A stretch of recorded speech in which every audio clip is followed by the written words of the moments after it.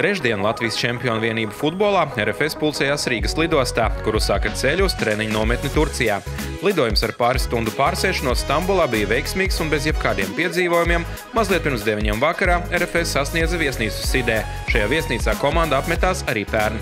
Ceturtdienas rītā RFS futbolisti brokastīs pie kopīgā galda ieraudzīja arī kādu ļoti labi pazīstamu seju – zelta puiku Elvis Tugli. Pēc pusgada Polijā Elvis ir atgriezies RFS, viņš jau piedalījās komandas rīta treniņā. 24 stundas atpakaļ vēl bija vecās komandas formā, gatavojos treniņam, un tad burtiski 2 stundu laikā viss pagriezās pilnīgi otrādāk. Es jau biju lidmašīnā uz šejieni. Tā kā jā, es vēl pats neesmu īsti pamodies, 3 stundas es pagulējos pēc lidojuma garā ceļa, bet sajūtas labas ir. Pagaidām ir labi. Elvis atzina, ka šāds notikumu pavērsiens viņam bija ļoti negaidīts, kā arī atklāja, kā viņu uzņēma atpakaļ kolektīvā. Ja godīgi, vispār negaidīju. Es jau plānoju nākamo pusgadu Polijā un visu iedzīvi, kāds viss izskatīsies un tā tālāk. Un zvans bija ļoti negaidīts tajā brīdī.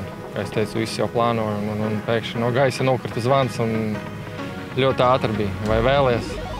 Es īsti nedomāju par to. Uzreiz momentā 2 sekundžu lēmums, kad jā, es braucu un es esmu gatavs. Nē, ja tās bāla mutes lielākās, viņas jau tāpat ir palikušas, tās, kuras viskaļākās ir. Un čaļi sagaidīja ļoti slikti, ļoti daudz smējās par mani, daudz nepatīkami komentāri. Ļoti negatīvi.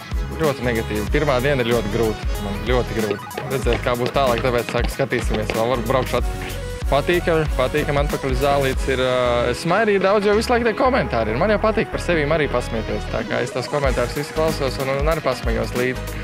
Es šodien ļauju vēl viņiem, es ļauju papriecāties, bet rītdien es sākšu atbildēt. Nometnē Turcijā RFS aizvedīs 5 pārbaudas spēles, tiekoties ar spēcīgiem pretiniekiem. Pirmais mačs sagaida jau pirmdien, 12. februārī, kad 4:00 pēc Latvijas laika RFS tiksies ar slaveno Kīvas Dinamo. Spēles tiešraide būs pieejama RFS YouTube kanālā un TV4.